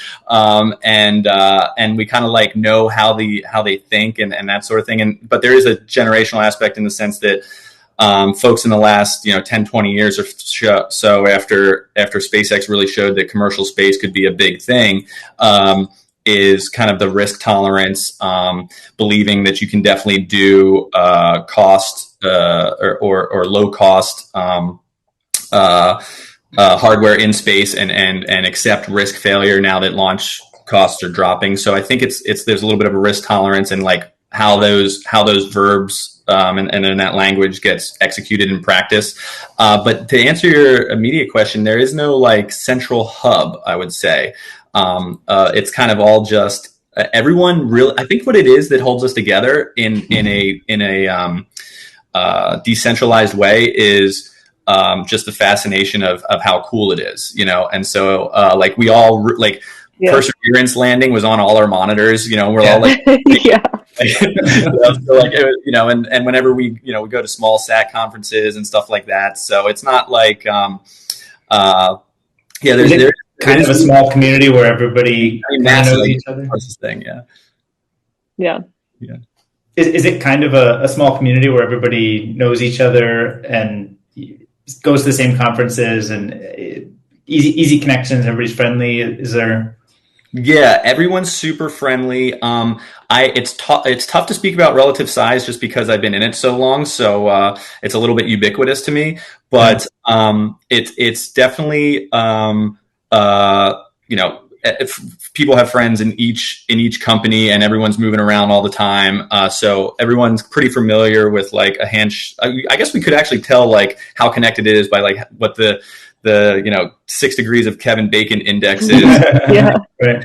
I wonder, like, it seems like in space historically there have been, it's been very government focused a long time ago, and then kind of government contractor focused. And so those are maybe the old guard, and there's a bunch of new, probably SpaceX and all of the. Is there a name for like the people who spin out of SpaceX? I feel like this. Do you know what Tiger and then Tiger Cubs are? It's like a financial thing in. Oh no, yeah. It's like a capital management firm that ended up spinning out a bunch of other capital management firms. It was Tiger and then Tiger Cubs. Tiger hedge fund. It almost seems like there'd be like SpaceX and the SpaceX Cubs, or I don't know what you call them, but things that kind of come about from networks of people that kind of maybe met or were somehow involved with SpaceX and are going off and doing other things. I think we've bumped into a bunch of these types over time. But I wonder, like, is that, does the old guard look at the new guard or kind of this emerging startup ecosystem as like exciting and good, or are there a lot of like people like skeptical of this approach? And I think there's privatization things versus maybe people who are like looking at civil service and government stuff. And I'm just curious, sort of like some of the cultural stuff that might come up in the attitudes around this. Yeah, absolutely. I think so. Let's see. So there's a little bit of two stories here. So the old guard, if you will, to First Order is super excited about it, and they kind of saw it coming as soon as computers became smaller. That's really like one of the big items, and also and as not only computers but networking within them on small kind of small network topologies, so that you can do things like. One of the big ones is you can now, for example, instead of just having one computer on your spacecraft as kind of the mother computer that needs to be radiation hardened, which is a fundamental difference from computing in space to computing on Earth. So all the older processors were extremely large because each transistor needs to be big enough to take a radiation hit. But as soon as computing got to the place where you can now put commercial processors in orbit and have several of them that kind of cross-check each other. So one of them gets hit, they get voted out, and then reset and brought back to life. And so once you get to a place where computing has matured enough to do things like that in a commoditized fashion, that's the trigger that made the old guard be like, oh, like the paradigm shift is now about to occur. And of course, there's, I'm sure old guard folks that, spent or were become jaded, but for the most part, every experience I've had, they're really excited about it. And it's kind of like one of these things that they're excited in the way that they like get to watch their kids like, oh man, this cool to be like born and raised in like that type of, in that time, it's like kind of going through another golden era, whereas they did have their golden era too, right? Like the 60s and 70s were a boom, like space shuttle, landing on the moon. Like that was definitely aerospace's heyday. And now we're kind of having another one, and they're really excited to like kind of see the glory days kind of again in a whole new way. Right, because it kind of went through, there were the glory days, and then went through kind of a trough maybe of disillusionment. And was that a time, I guess that might have been a time that you were somewhat growing up during a time that there wasn't maybe as much focus or investment relative to kind of what it was in the glory days, or at least not maybe as much media exposure. So has the talent pool been shaped by the kind of ebbs and flows? Are there stark contrasts between the ages of people who like to work on these things? Yeah, like is there like a population gap at like 30 years old? No, I don't think there is, because at the end of the day, there are so many kids like myself who are starry-eyed and want to like the need to explore and like expand is in the DNA somewhere. And so there's really this perennial snowfall, is the way I call it, like describe it, of just starry-eyed kids coming out of school that are so excited to do the next cool thing in space. And so there isn't really a gap per se, but I would say that once those starry kids come out, some of them maybe in like the mid 90s or whatever, when in this trough you're talking about, would be, I really love engineering. Space would be my first choice, but it's only DoD stuff. It's slow moving. I want to be a rapid iterator, and they'll go to a different industry. But they did try first at space and then ricochet off. And so I think it's just now is like the thing I tell the guys too is like, and it's true, is like, both sides of the aisle love rocket scientists and astronauts. Both we've been as a culture conditioned, to like almost hero worship, space travel. And so that's the kind of the flywheel that keeps the perennial snowfall of starry-eyed kids coming in. Right. And that all makes sense to me and resonates kind of as a kind of Western US centric observer of culture. I wonder, if you look kind of across the world, I'm only vaguely familiar with, the space race and Sputnik and kind of the global approaches to space that have happened over decades. And I wonder, is there also a rekindling of excitement in other places, sort of non-US places? And how do those communities collaborate with you and the folks that you're collaborating with? And is there more competition there or collaboration? How does that look? Yeah, I wish there was more international collaboration at the commercial level. And one of the big reasons there's not is because of the ITAR restrictions. So for example, ITAR? Yeah, ITAR. So it's the International Treaty in Arms Regulation, I think. But it basically, for example, we have to use special cloud entities. First of all, most aerospace companies have on-prem servers for all their data. And it's only been recent. Here's another thing of kind of making space a little bit more commoditized and a more flourishing ecosystem is that now there's cloud services that are ITAR compliant, so that we don't, we had IT up and running on the first day. I was just talking with one of our interns designing the test rack, and she it doesn't have to worry about as much where the server data goes at the end of the test.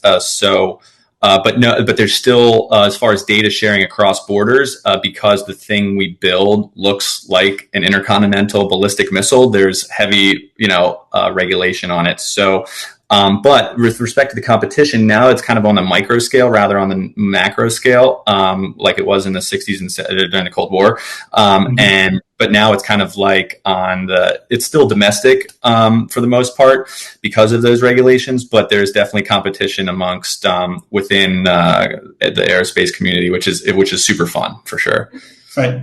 Are there a lot of examples where companies are kind of working on very similar spaces, or is it more, I imagine, I don't know what the set of companies that might be doing something like SpaceX are like, but I can't even name like a number two. I'm sure somebody's got a different approach. But when you look at I think I've seen these like micro satellites seem to be a new thing. I feel like I've heard of, I don't know, some name. I'm not super deep on this, but like Planet Labs, Astronis, are they kind of all in that general category? And are there like lots of those? Are they doing similar things? They're doing very different things?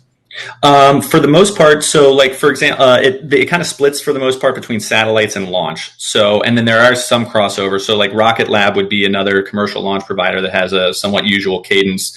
I think they're about to have their 20th mission on their Electron vehicle.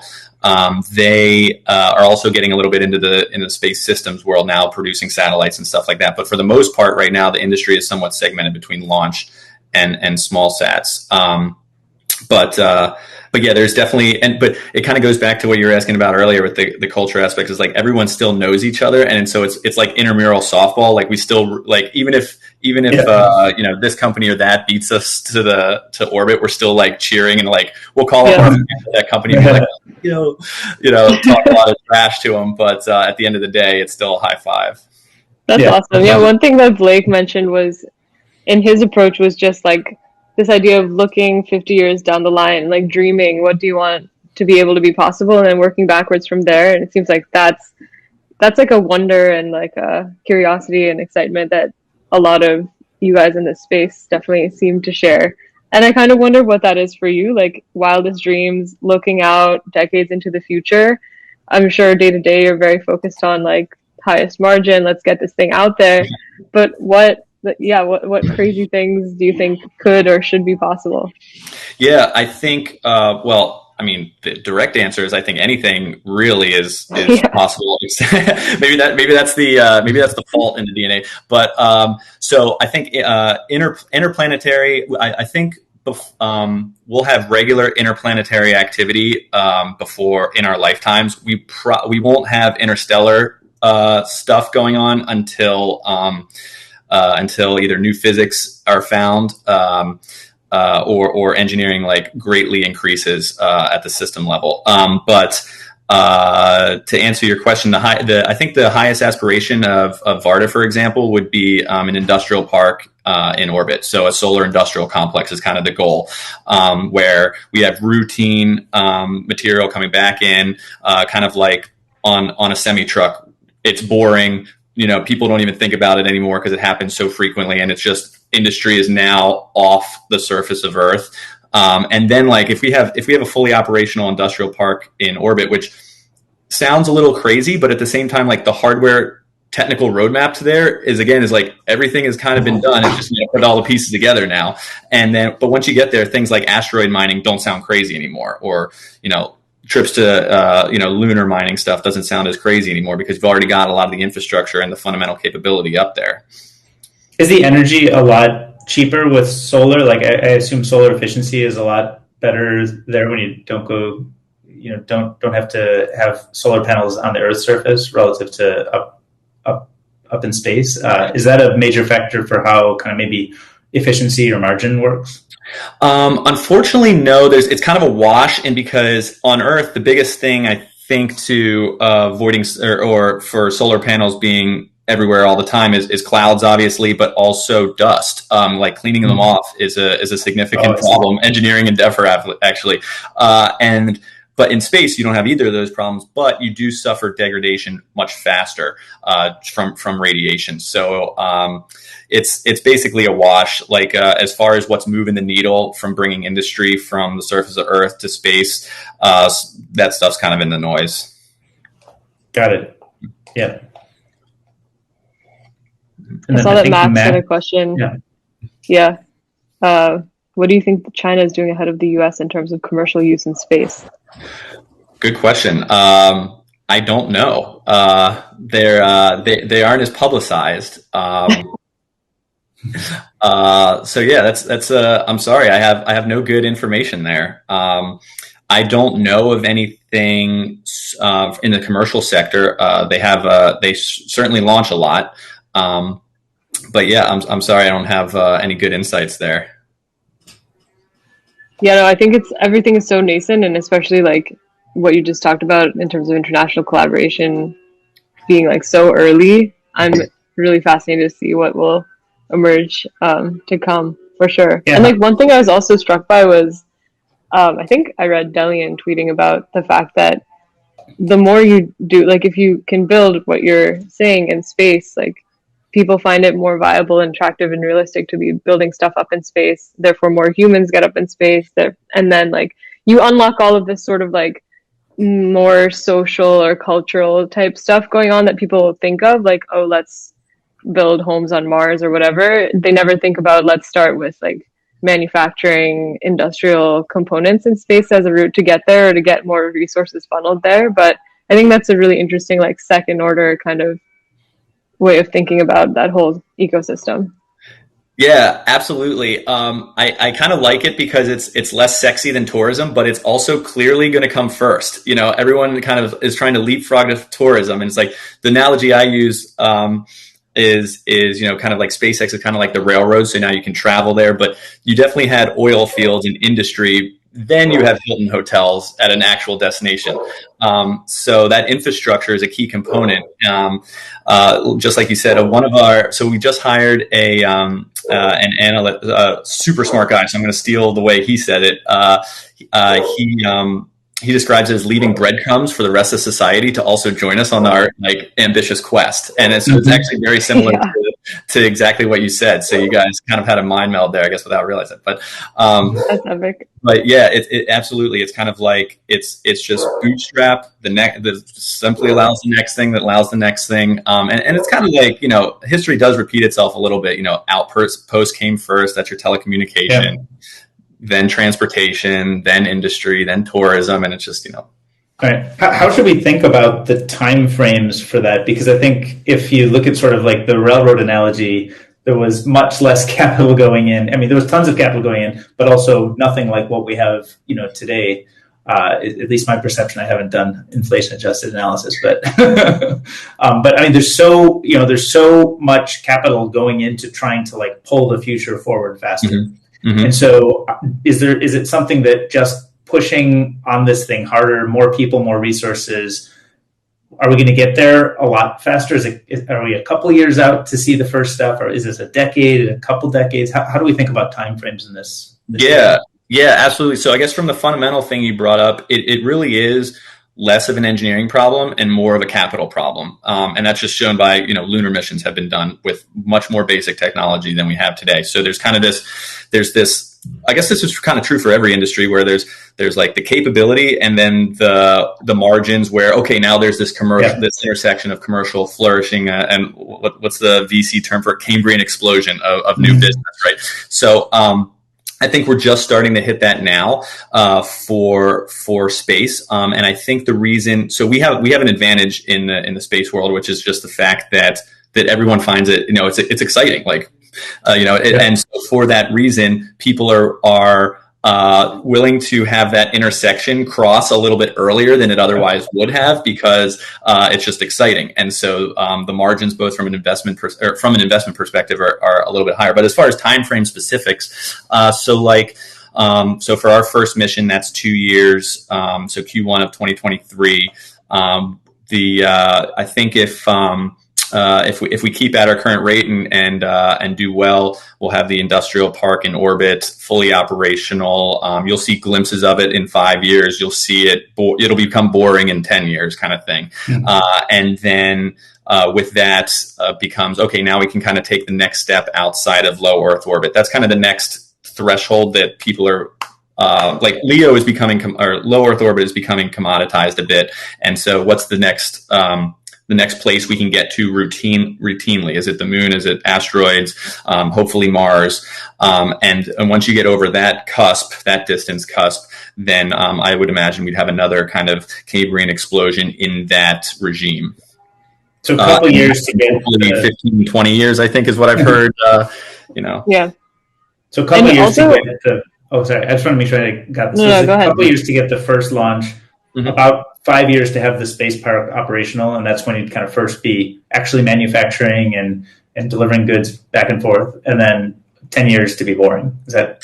That's what I'm thinking. Yeah. As far as, at least for our business, I think maybe even a little bit sooner than the 5 for regular revenue. But it will be it'll be sparse. Whereas, what we have planned for kind of where it'll be kind of regular, that's kind of in the 5-year time frame. And then, after that, I think the next hop would be, fingers crossed that Starship makes it to Mars. And then if that manifest destiny occurs with Elon Musk's vision, then I think we'll be in a great place for new business for colonization aspects.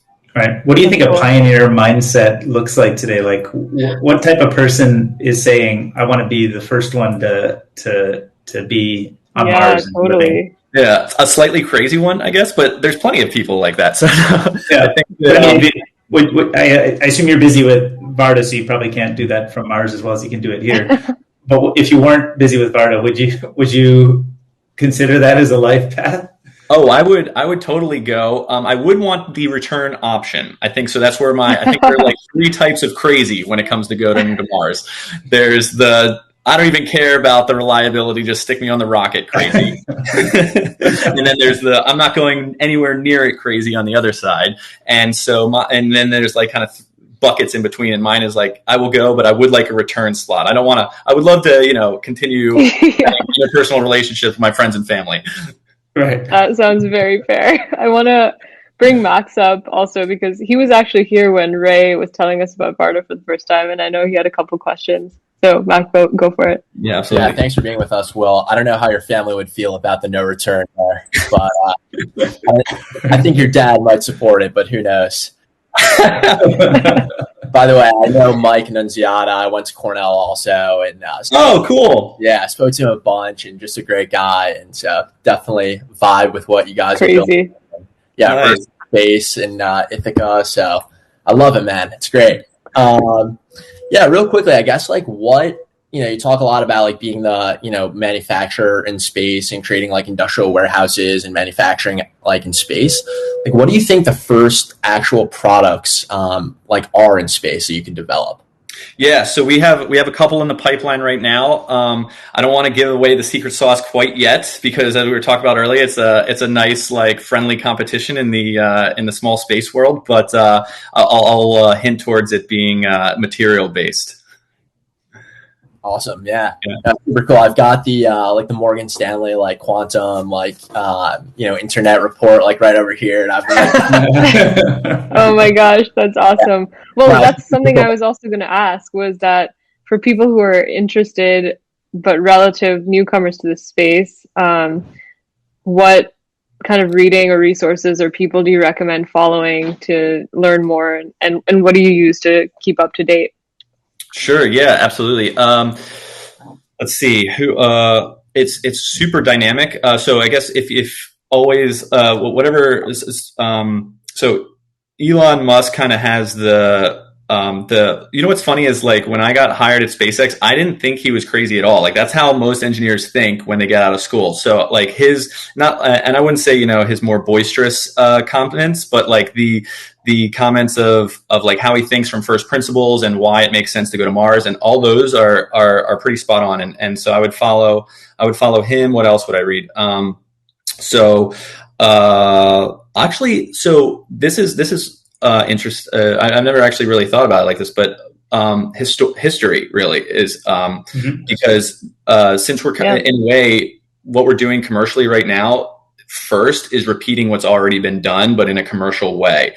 And so like documentaries on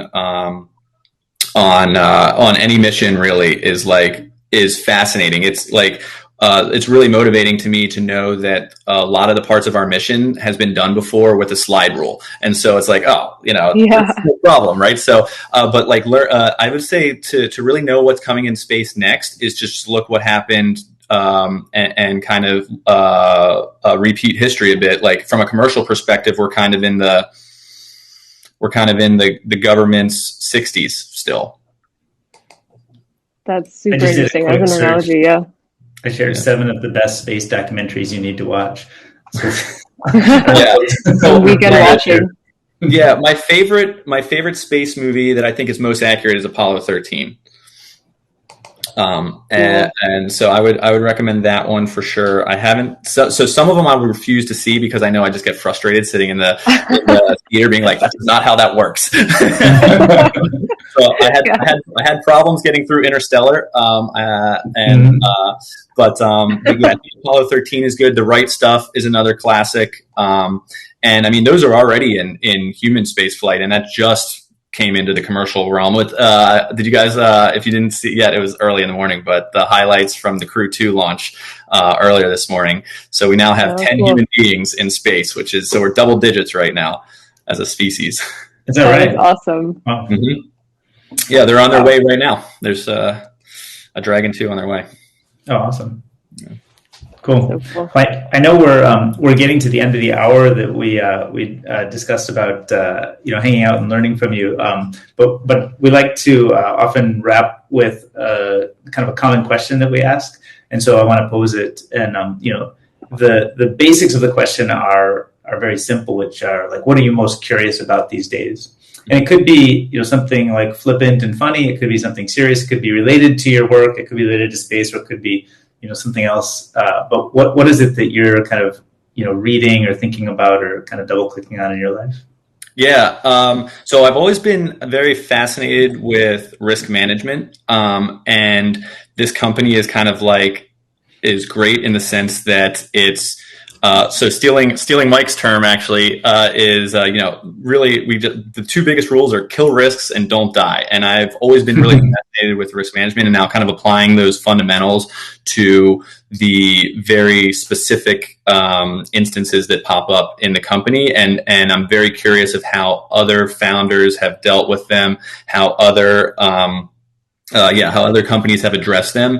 But then also it's kind of this other interesting balance, which is a secondary curiosity that comes out of that is how much is the right amount to know versus how much is the right amount to focus on what's actually happening in your specific realm. And so, or in that specific scenario, because it's like finding this balance between, learning from the past, but also knowing which of those lessons apply and which of them don't, and not being fooled by this looks similar to that, but there's some fundamental difference that makes it not. And maybe it's just things have changed, or maybe culture has changed, or whatever. And so I'm super curious about that. And I know it's kind of an abstract type thing, but how? I read about that all the time and then think about it a lot. I like the topic a lot too. I often pose things in kind of risk reward trade-offs, or kind of optionality trade-offs. Mm-hmm. I wonder, do you have any kind of favorite books or reading that you might point us to learn more or think more about risk management?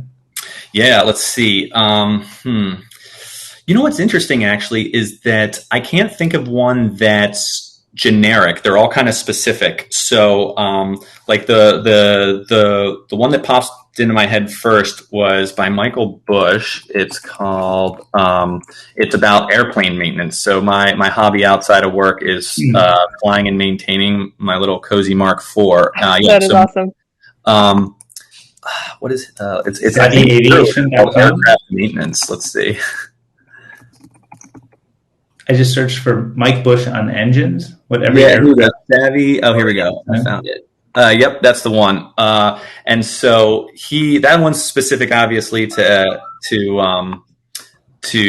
piloting, but it's great because he takes a very novel approach. Like the typical kind of legacy way to think about aircraft maintenance is they do exactly what the FAA says per regulation. But he's like, hey, there actually statistics show sometimes you actually don't want to touch the engine that often because you're more likely to make a mistake. So yes, if you follow the FAA's guidelines exactly, then it's safer, but you also have to account for the human error aspect of it. And so anyway, he dives into depth. And I think a lot of those thoughts that he has can be applied to anything, not any system, not just aircraft engines.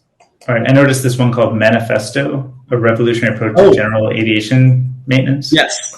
That was his first. That's and then the engines one is kind of a more specific. The other one you actually just made me think of is the Checklist Manifesto. Yeah. Totally. Right, a total That's of awesome. Yeah. All right, we'll share the links for that. Great. Well, this is Thinking Fast and Slow is another good one too. They talk about risk management. Yeah. In there, but Danny Kahneman, right? yes, Yeah. yeah. All right, well, that's great. We'll get those links shared in the discussion for anybody who's catching up later. But this has been super fun. I don't know if we told you kind of how this works, but we hung out here together for an hour. We made a video. That video is going to be recorded and published. People come by, they'll be reading the chat and looking at these links. But we also make highlights because we are a highlighter. So we make highlights. We're going to get some of these highlights out there. You'll see them show up on Twitter. We'll tag you. So you'll get to kind of see little chunks of the magic moments from your story out on Twitter too. So awesome. Yeah, thanks for spending the time with us. Really Thanks enjoyed so much. This was awesome. Thank you so much. I had an absolute blast. I can't believe it was a whole hour. Awesome. All right. Thanks, Will.